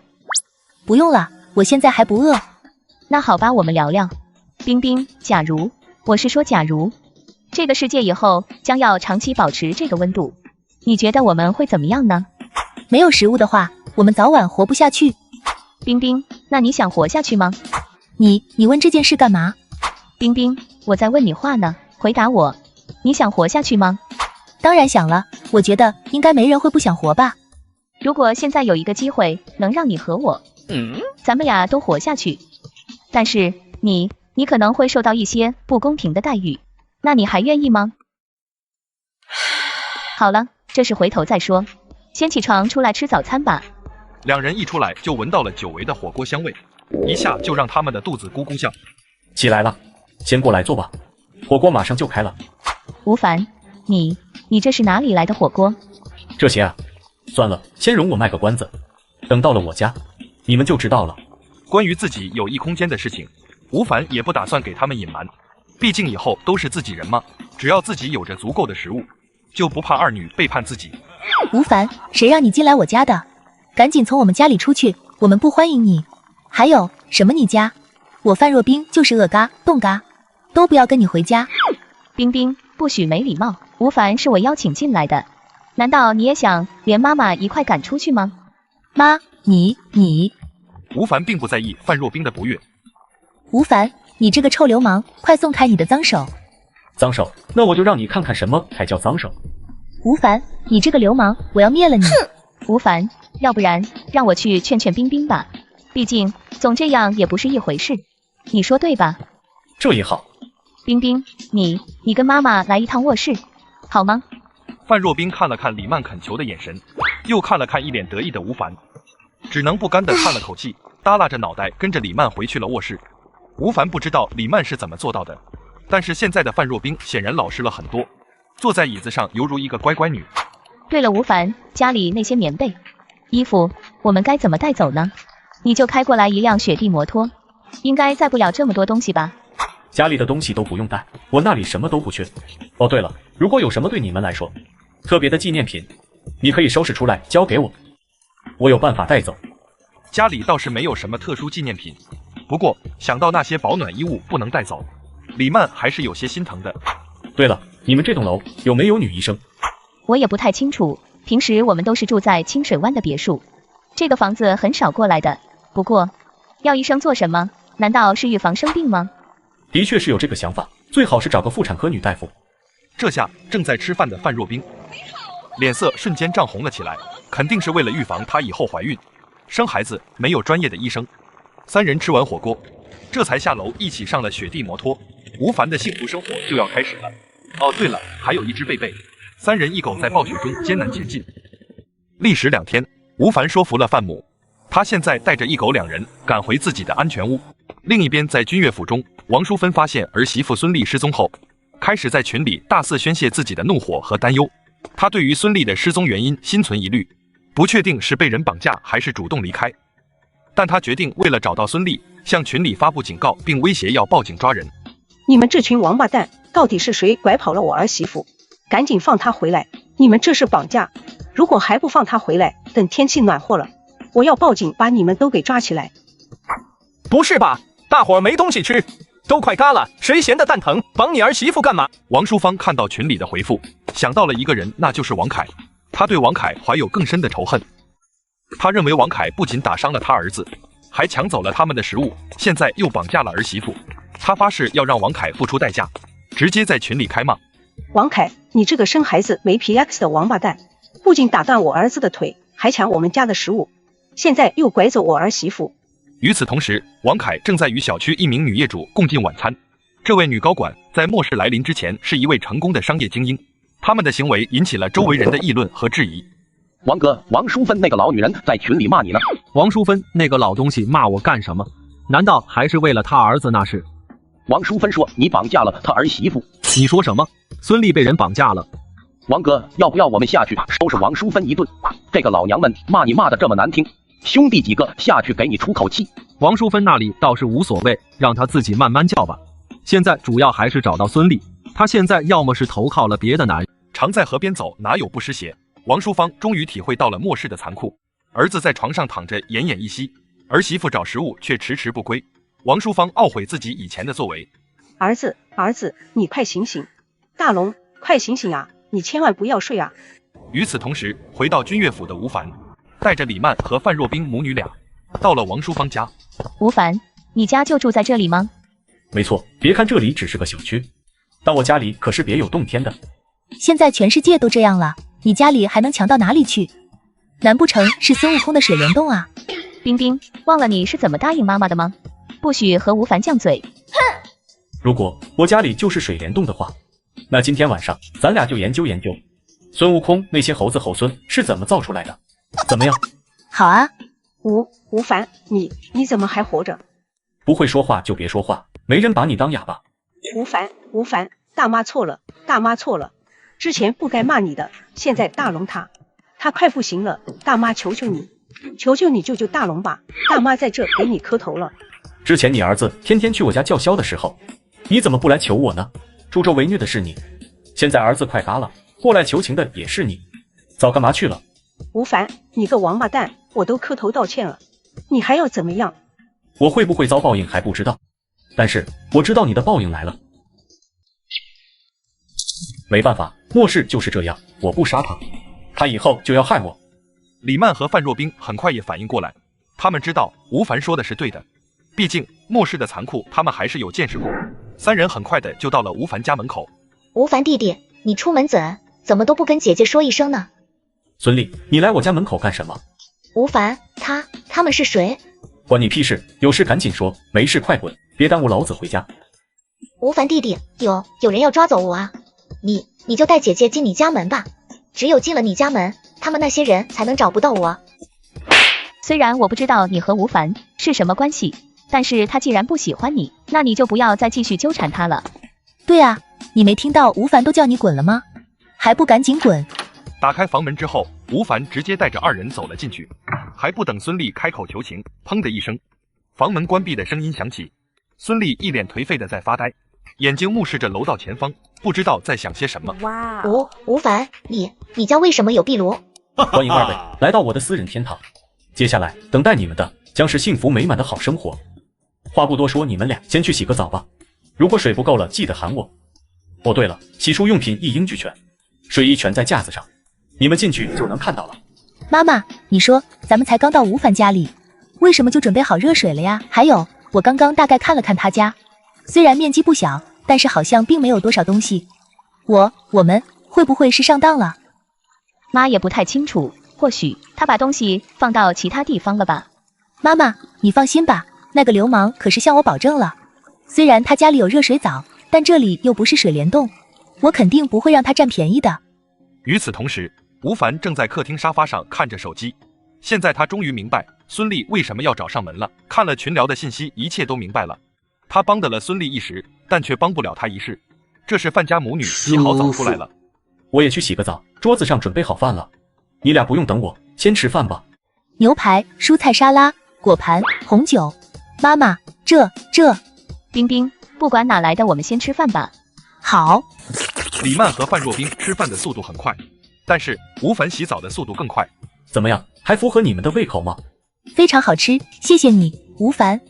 既然你觉得非常好吃，也想谢谢我，那是不是也要请我吃一顿大餐了呢？可你家里可不是水帘洞啊！如果你说话不算数，那你就随便来吧。就算你得到我的人，也得不到我的心。我要你的心干嘛？有人不就够了？虽然我可以直接得到你的身体，不过那样多没意思啊！我这人讲究心甘情愿，既然答应了你，那我就要做到。说说吧，你心中的水帘洞什么样？你确定没有骗我？你要再不说，我可就要抱你进去了。我说，我心目中的水帘洞要有吃不完的食物和水果，我还要温暖的房子，房子里不能停电，还要有穿不完的衣服。末日来临，除了要有物资，还得有个贴心的贤内助。吴凡的物资早已囤够，顺便带回了范家母女，给他们展示自己的超能力。这些都是哪里来的东西？这怎么可能？吴凡，你到底是怎么做到的？嘿嘿，这就是我的秘密了。不过说实话，这些物资我早在末世前就开始储备了，绝对超乎你们的想象。你真的有这么多物资吗？当然，就算我们的子孙后代也不会缺少物资用。在这个每天都要面临生死的末世中，能跟着你这样的人，我们真是太幸运了。哦，对了，还记得我们在机场相遇的时候吗？记得。那时候我其实正在购买热武器，你们俩跟着我，不仅不会缺少吃穿，安全性的问题也不用担心。吴凡，你真的无所不能啊！嘿嘿，至少在这个末世里，我可以给你们带来温暖或物资。谢谢你，吴凡。李曼默默地看着他们离开，心中对未来不禁有了期待，而不是不安和恐惧。相比吴凡的春风得意，王凯正面沉如水地看着手机。这个孙俪是不是骗我们的？王哥，要不咱们挨家挨户去搜吧？我看那个家伙就是不见棺材不掉泪。别胡闹了，叶鹏，我们先召集其他人一起行动，找到他。可是现在食物也不多了，外面的天气又这么恶劣，我们也活不长久了。不管怎样，我们不能坐以待毙。你去把其他人都叫过来，我们要挨家挨户的搜索，绝不放过任何一个可能。好的，王哥，我们这就去找他。王凯8人纷纷拿着自己的家伙，浩浩荡荡地朝着楼下走去。当来到4楼，发现了地上的王淑芬。王哥，那不是王淑芬吗？卧槽，还真是。王哥，我们还搜吗？先进去看看。王哥，你说有没有可能是外人进来了？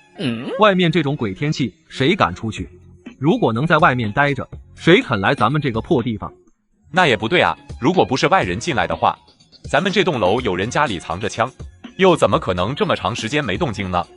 就在几人准备打道回府的时候，门外突然传出了一道声音。孙俪现在彻底想通了，既然吴凡家不能去，还不如直接投奔王凯。他的第一个投名状就是吴凡。吴凡却毫不知情地在家中享受生活。李曼进屋看见自己女儿和吴凡，快来吃饭吧。李姐手艺真好，这牛排煎得太棒了，冰冰也一起吃点吧。妈，你进来干嘛？你先出去，我一会再吃。怕什么？丑媳妇还得见公婆呢。哦，不对，是还得见老妈呢。大家以后都是一家子，不用那么害臊。孙俪开始诉说起吴凡的富有。你是说吴凡家里有很多的物资？我仅仅是按照他的要求解决了夏玉梅，然后他就给了我1箱方便面。今天我又看到他从外面回来，并且带回来2个非常漂亮的女人。孙俪的一番话让王凯打上注意，要劫掠吴凡的家。孙俪，你说如果我们在门口等着偷袭他，这个办法怎么样？不行，我老公孟大龙他就是在吴凡的门口蹲守了好多天，结果不仅没蹲到他，反而还被吴凡各种羞辱。他家大门是特制的，铁制大门又怎么样？家里物资多又怎么样？难道他还能抵御一群饿肚子的疯子？你是想业主群？没错，他不是不出来吗？那咱们就进去。只不过我们进去之前需要让人打头阵。他特意将吴凡之外的所有人都拉到一个小群。大家伙们，我有个好消息要告诉大家，你们有救了！我知道一个地方有超级多的食物和资源。王哥，我求求你了，就给我1块面包。不，半块就行，我把家里全部财产给你。王哥，我只需要1口吃的就行，你们想要什么都可以。有救了，现在就属你家的食物最多，难不成你要大发慈悲赏赐我们点食物吗？吴凡是否能抵挡住其他业主的围攻呢？煽动技术哪家强，还得看我们的小凯子，3两句话就让业主们替他出头。你们看到了吧？照片里满屋子的食物和水，我王凯是带人抢了王淑芬家不假，但是那也是我应得的救济粮。我们所有人都在家中挨冻受饿，吴凡凭什么在家享受着食物和美女？你们觉得公平吗？虽然王淑芬嘴臭了点，但是她也不至于死人呢。难怪他前几天敢光明正大的往楼下泼水，合着家里是有这么多的东西。什么东西？这种关键时刻，我们大家不得团结起来，共度难关吗？他宁愿浪费了，都不愿意分享给我们。哎，王淑芬好歹也是我们街道办的主任，吴凡怎么能一言不合就解决人呢？这天气也不能打110来抓他。吴凡家里那么多食物，还把王淑芳给害了，现在110不能来抓他。我们作为业主，必须要给王主任出口恶气。没错，算我一个。与此同时，柳依依同样被拉到了这个群里，迅速打电话给吴凡。接啊接啊，快接电话啊！说找我干嘛？吴凡，快点，有人要去你家抢劫你，你快想办法。想抢劫我的人多了，说具体点。柳依依连忙将刚刚群里发生的事情如实告诉了他。你是说这件事是王凯组织起来的？他还说是你找了孙俪，这照片是孙俪偷拍回去的。胡说八道，他就算白给倒贴给我，我都不要。吴凡，要不然这样，你现在赶紧把家里东西藏起来，然后把壁炉的火灭了，然后我拉你进群。你把我拉进群，就算我能解释得通，那你觉得王凯能饶得了你这个大明星？不过我觉得你与其担心我，倒不如担心一下那些人。担心他们？你们先休息会儿吧，我马上给他们处理完。刚走出卧室门，吴凡便用手机查看起了门外的隐藏摄像头。好家伙，一眼望去，楼道里堵了20-30号人。吴凡，你为什么要解决了王淑芬？你知不知道解决人是犯法的？别以为现在110过不来，你就敢这么嚣张！我告诉你，你早晚会受到审判的。这样的场合，王凯怎么可能不在呢？王哥，要不要上去给他们添把火？他们这么干耗着，估计吴凡肯定不敢出来的。只有让他们打进去，消耗吴凡的子弹，咱们才能最后进去收尾。你只负责煽动他们就行，千万别往前靠，毕竟子弹不长眼。放心吧，王哥。记住了，一旦他们解决了吴凡，第一时间过来喊我们。等会冲进去，他们还活着的人，如果要抢吃喝，咱们能不发生冲突，就尽量别发生冲突。王凯等人是否能够如愿进入吴凡家中呢？还是损失惨重？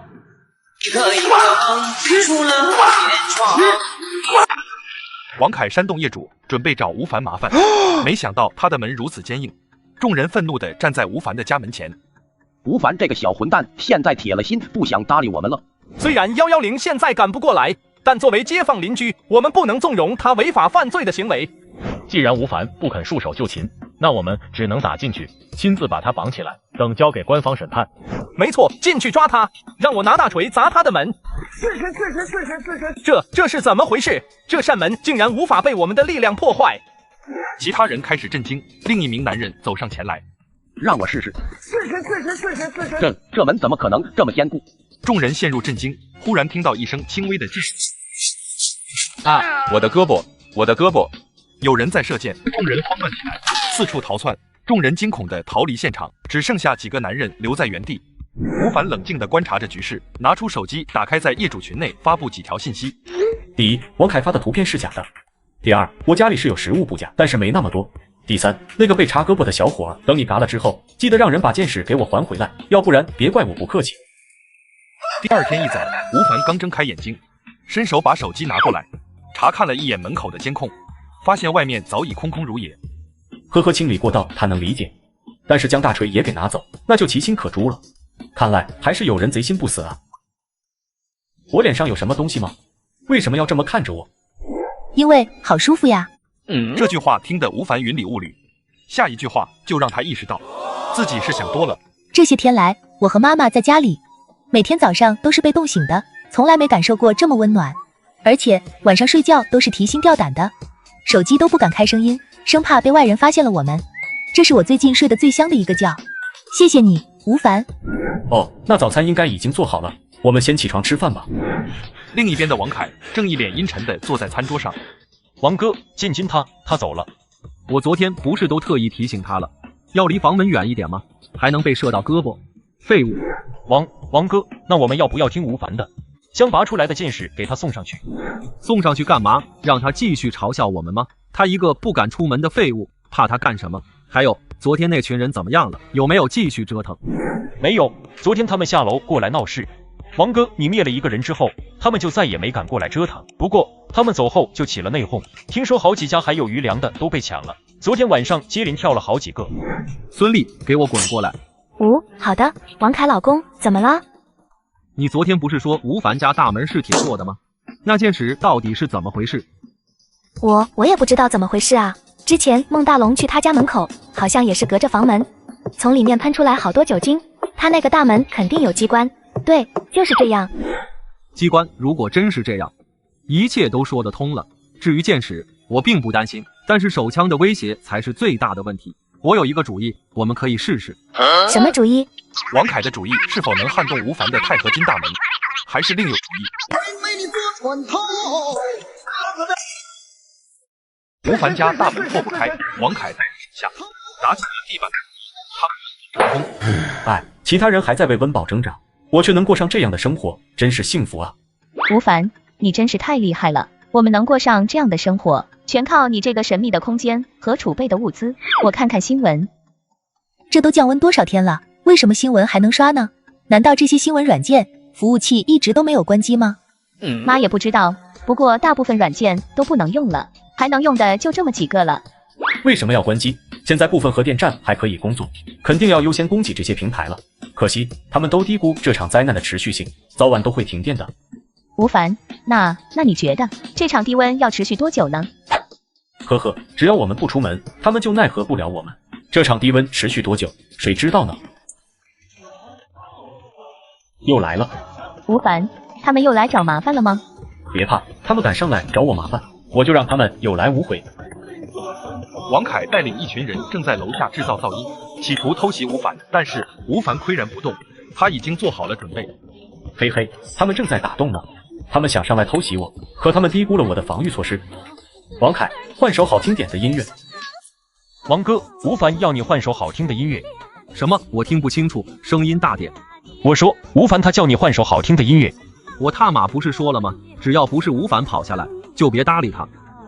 吴凡在家里等了许久，都没见下面，打算换音乐。打开业主群，剔除掉王凯以及那几个小弟的微信后，直接将楼里的其他业主给另外拉到了一个小群。全体成员，我是吴凡，还活着的，能喘气的。告诉你们一个好消息，王凯现在不在家，大后方空虚，他家里还有很多食物，能抢多少全看你们了。吴凡，你说的是真的？王凯家里真的没人？别信他的，吴凡昨天还灭了我们好几个人，他能有这么好心？我看他肯定是叫我们去送。没错，吴凡肯定是想让我们去解决了王凯等人，到时候他让我们内耗，削弱我们实力之后，就不能和他作对了。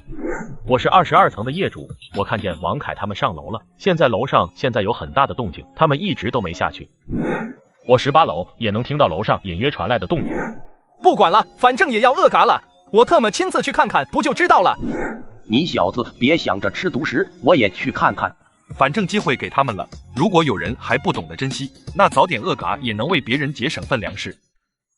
你们要干嘛？赶紧给我出去，快点出去，要不然等王凯回来，我让你们吃不了兜着走。孙俪试图用王凯的名头来吓唬这些男人，在这栋楼里，除了躲在龟壳里的吴凡，根本没人敢惹他们。孙俪，我们只是来找王哥谈点事情，你别阻挠我们。切，王哥是你能叫的，现在我老公正睡觉呢，你们如果还不走，把他吵醒了，他非得灭了你们不可。我们可是来商量怎么合伙对付吴凡的，你还是赶快进去把王哥叫出来吧。我老公已经上去对付吴凡了，你们还站在这干嘛？还不赶紧上去帮忙？王凯真的上去对付吴凡了，这么说王凯现在不在家了。孙俪开始疑惑，这些人到底是什么意图？我们现在实在太饿了，想要过来投奔王凯的。我告诉你们，哎呀，你们干嘛？一群男人就跟疯了一样，径直地冲了进来，不断地在他家客厅寻找着食物。你们这么饿了，还不快滚蛋！别动我们家的东西，放手！与此同时，王凯等人看着面前的这一幕，全都瞪大了眼睛。他们见到楼板内白色的金属。王哥，吴凡这小子，难道就连地板都用的这种材质？换地方砸，老子就不信了，他还能全换成这种材质。王凯是否能如愿地砸出一个缺口呢？王凯一行人愤怒地发现吴凡家地板异常坚硬，他们气愤又无奈，因为无论用怎样的办法都无法破坏掉地板。王凯考虑过砸掉承重柱和承重墙，但这样会导致整栋楼的垮塌，决定先寻找其他办法。怎么办？先回去想个其他办法。王凯骂骂咧咧地下楼去了。一行人回到家门口，发现门是开着的。王凯率先进去寻找孙俪。孙俪，你在哪？快点滚出来！王凯发现自己的食物被抢光，孙俪还不见踪影，顿时气不打一处来。王哥，孙俪在你卧室。这时候他竟然躲在我的卧室。王凯带着愤怒和高尔夫球杆走向卧室。当王凯打开卧室房门，看到孙俪被虐待的情景时，他整个人愣住了。孙俪哭哭啼啼地向王凯陈述完毕。这群小崽子竟然连老子的女人都敢碰，简直是活腻歪了！兄弟们，抄家伙！既然他们不想让我们活，那我们也没必要跟他们客气了。今天给老子放开来，男的全部解决掉，有老婆女儿的人先留着，让他们亲身感受一下老子的痛苦。王凯决心报仇，他们一行人带着各种武器离开房间。同时，吴凡正在美美的享受生活。怎么了？这样挑拨离间会不会被人拆穿，然后大家都来对付我们？你怕了吗？没，我只是觉得这样做太残忍了。不是说好了不许质疑吴凡的吗？怎么现在又不听话了？吴凡理解范若冰的顾虑，没有人生来就是坏种，但每个人心中都住着一个恶魔。我们要先干掉他们，否则他们会将矛头对准我们。我有实力抵抗他们，但无法防贼防到底。他们已经消耗完了的食物，如果我们不解决他们，他们会来找我们麻烦。指不定哪一天，哪个人一时想不开，趁我睡觉的时候跑到1楼砸断全部的承重墙，那我们都得完蛋。我们要早点送他们离开这个世界，以保证自己的生存。我刚才说错了话，希望你能原谅我。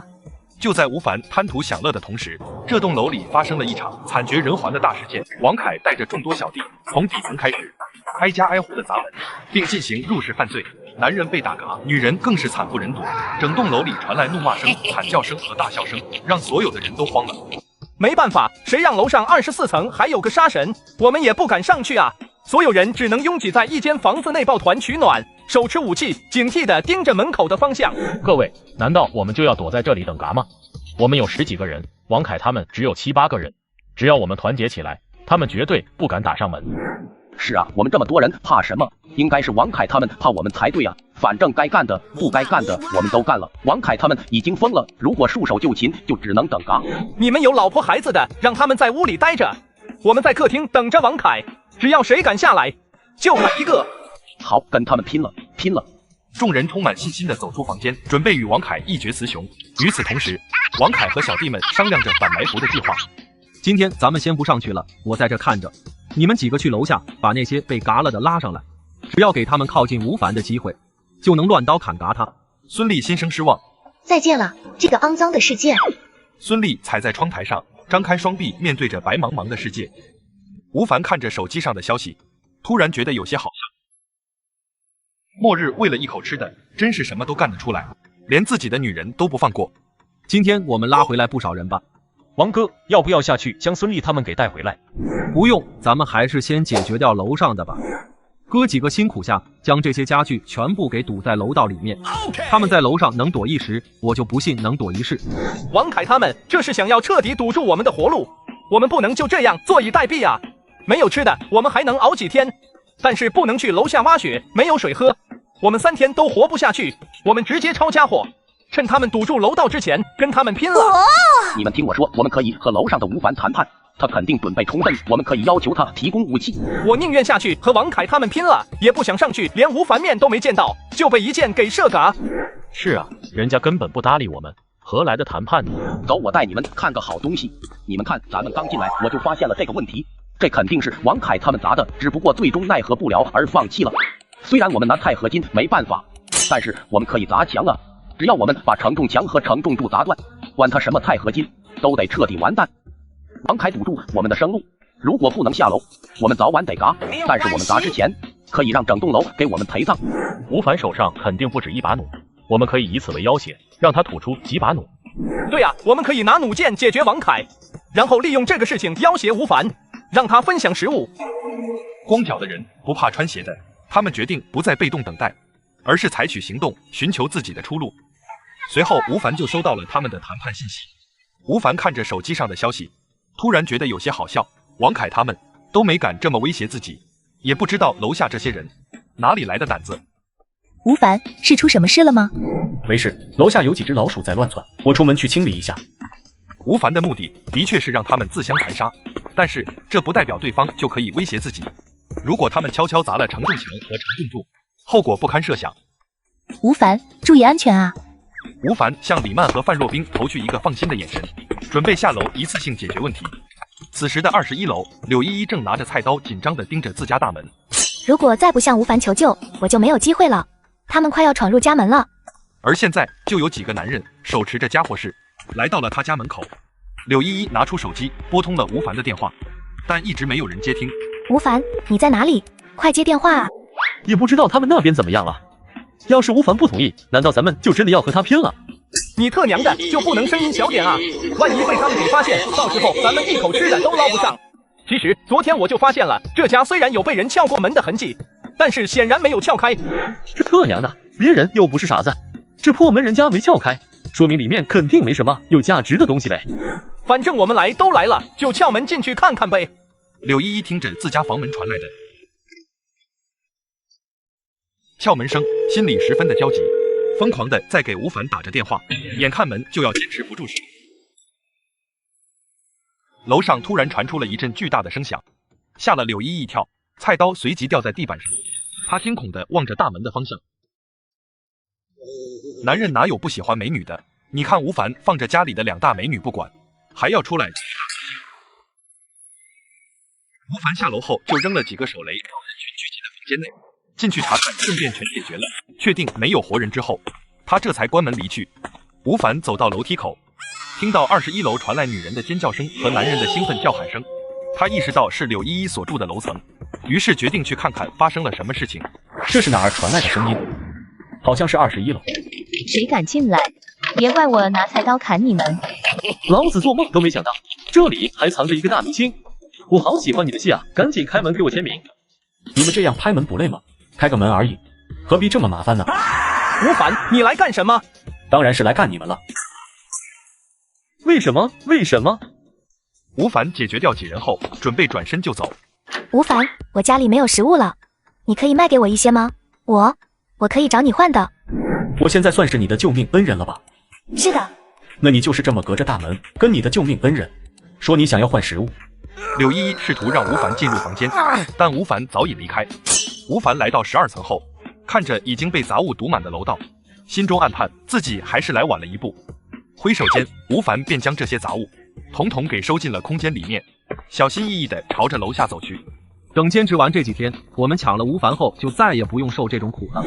王哥，我们虽然堵住了楼道，但是也得以防万一，要不然我去楼道看看，你们几个先吃。站住！今天谁敢出门，我就不认他为兄弟。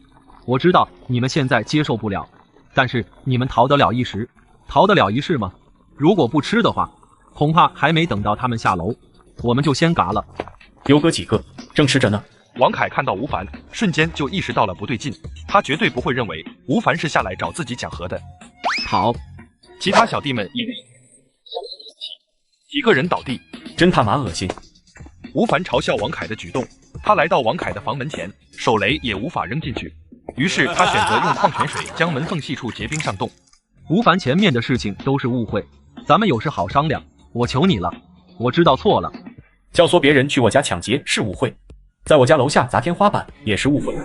吴凡，你也知道我们没食物，这也是没办法的事情，你放心，从今天开始，我保证咱们井水不犯河水，无论你干什么，我们都不会打你的主意。老子要是没有枪，你他妈现在能好好跟我说话？现在求饶，早他妈干什么去了？我告诉你，晚了。吴凡，我求你了，我真的知道错了。吴哥、吴爷，你大人不计小人过，求求你饶我一命吧。王凯在房间内声泪俱下的求饶，希望吴凡能放过他，但是吴凡无动于衷，只听见外面风雪的响声。吴凡，既然你不给我活路，那老子也跟你拼了，有本事你就进来，我王凯不弄嘎你就跟你姓。王凯咬牙切齿地对着门外怒骂，但吴凡并没有理会他。最终，王凯明白自己注定无法逃脱，他开始感到恐惧。伴随着叮叮咣咣的声音响起，吴凡将刚刚楼道收进空间的杂物全部堆积在了王凯的门口。房间内的王凯试图打开房门，但门把手被固定住，无论如何都无法移动。吴凡，我日你大爷！末世中只有强者才能立于不败之地。王凯自食恶果，被冰封在了自己的房间中。处理完王凯的事情后，吴凡回到了21楼。这栋楼里除了他们3人以及柳依依之外，已经全部清理干净了。吴凡刚回到家门口，就看到了瑟瑟发抖的柳依依。吴凡，我，你什么你？我以前不是没给过你机会，只是你不知道珍惜，那就怪不得我了。别开枪，吴凡，我想投奔你，我还是干净的。吴凡闻言陷入了短暂的沉默。我说的都是真的，要是你不信的话，我。如果我发现你在骗我，相信我，我一定会让你嘎得很惨。随即打开了房门，柳依依默默地跟了进去。李曼，你先去带她洗个澡。好的。自己也去简单的冲了个澡。冰冰，你过来。怎么？这就不乐意了。如果他说的没问题的话，那么以后你老大，他老二。末世的到来让柳依依从一个高高在上的明星跌落到凡尘，成为一个普通人。他经历了寒冷和饥饿。当他决定踏进吴凡家时，他知道自己的未来将会发生巨大变化。或许这个选择并不是那么糟糕。洗完澡后，来到了客厅内，但当他看到正在沙发上和范若冰打情骂俏的吴凡，心中还是有些忐忑。过来坐吧。你演过哪些电视剧和电影啊？我演过《仙剑奇侠传8》的女主，还演过《流浪地球7》的女配。够了，去找出《仙剑奇侠传8》的电视剧给我看看。为什么要找那个电视剧？我也是柳依依的小迷妹。疑惑的柳依依此时终于明白了吴凡的想法，他竟然要当着剧里男主的面，把自己舒服饿坏了吧？来吃点东西吧。谢谢姐姐。妈，我觉得我们还是应该。冰冰，我们已经是一家人了，你要接受这个现实。李曼感到范若冰对柳依依的存在有些不满，所以决定出面开导她。李曼走向卧室，看到范若冰正在生闷气。冰冰，你不能一直闷在房间里，我们现在是一家人，应该相互理解。妈，我觉得这样不公平。你要明白，末世之下，我们需要相互依靠。柳依依和吴凡已经走到一起，我们无法改变这个事实。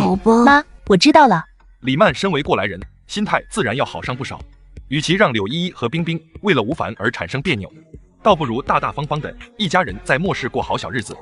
一晃10天时间过去了，范若冰和柳依依的关系也有了微妙的变化。柳依依自从跟了吴凡之后，她现在对吴凡可谓是百依百顺。老公，我看依依妹妹这2天都累坏了，今天晚上你去我房间好不好呀？这话是谁教你说的？是妈妈教我的，她说要我先给你生个宝宝。是啊，老公，今天晚上你就去冰冰姐那里吧。行吧。就在他们一家享受着末世中难得的晚餐时，与此同时，魔都环球金融中心101层，那家人又开始吃大餐了。大哥，他妈的！男人名叫张必鹤，末世前是一名刚服刑出狱不久的大哥。可谁也没想到，突然间全球大降温，世界末日降临。他们这些物业人员抢占了魔都环球金融中心大厦，他们目睹了对面一家人享受美食的场景，引发了他们的不满和觊觎。在断电长达1个月的末世，唯独这家人灯火通明的在吃着大餐，这可让这些天天吃泡面的家伙着实眼馋。零下70度竟然还有电。大哥，咱们都观察对岸那家好几天了，每天一到晚上，唯独就他这一家灯光长明。而且我要是没看错的话，他房间里面那个冒着火光的东西，绝对是壁炉。是的，大哥，虽然有雪花影响视线，具体情况看不清，但是那一户家里最多只有3、4个人，而且看样子里面只有一个男人。强子，你的意思是说，那个人也跟咱们一样，直接霸占了一间房子，然后还有几个女人？我估计不止，那户人家不排除是他带着几个女人，但是他们家的装修明显没有动过，说明他肯定有充足的燃料，所以我觉得那个人肯定是对这场降温早就有所准备，要不然也不能天天大吃大喝。别犹豫了，咱们直接过去抢了他了。天天泡面面包，兄弟们现在都快吃吐了。咱是啊，贺哥，虽然咱们手上有点罐头，但也不能奢侈到天天吃啊，是得抢点东西改善伙食了。那我们现在手上有多少武器装备？我们之前抢到了12把手枪和一些子弹，现在大概有2个弹匣的数量。此外，每个人都有一把消防斧。好，杨硕，你带4个人偷偷过去探探虚实，如果人多就回来，如果只有他们几个，就直接抢了他们。好的，大哥。杨硕带着几个人离开房间，去领衣服和武器。快点，我们要尽快过去，白天过去太危险了，我们会被发现。可是黑漆漆的夜晚里，如果有人掉进冰洞里，我们怎么找得到？闭嘴！我让你开手电，是为了不踩到冰窟窿。你倒好，生怕让别人看不见，咱们这有人摸过去。对不起，我错了。我们一定要在夜间行动。现在的人们已经彻底疯狂了，只要能填饱肚子就行，完全不顾法律。杨哥，我们要不要回去汇报一下？回去就会被张哥赶出队伍，和那群苦哈哈的人一起生存。我们必须先进去看看，如果人多，就撤回来。杨硕一行5人小心翼翼地越过黄浦江的冰层，费了好大力气才来到君悦府小区。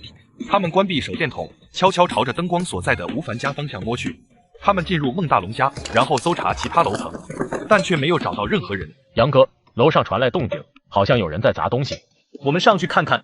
他们来到12楼，发现一家住户门口堆满了家具，听到敲击铁质东西的声音。杨哥，我们不会遇到鬼了吧？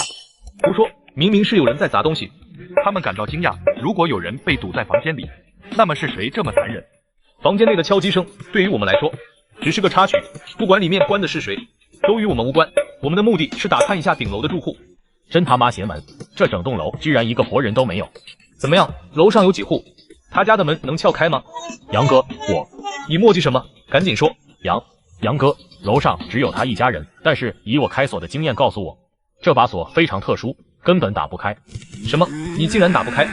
杨哥，不是我打不开，是他家门锁有2道保险，机械锁虽然费力，但时间问题可以打开，但还有1道电子锁，必须同时验证，而且如果安装了警报器，我们会立刻暴露。该死！既然楼里没其他人，咱们直接撬门进去，管他暴露不暴露。没错。吴凡的房间内，贝贝犬吠声引起吴凡的注意，卧室外传来贝贝的犬吠声。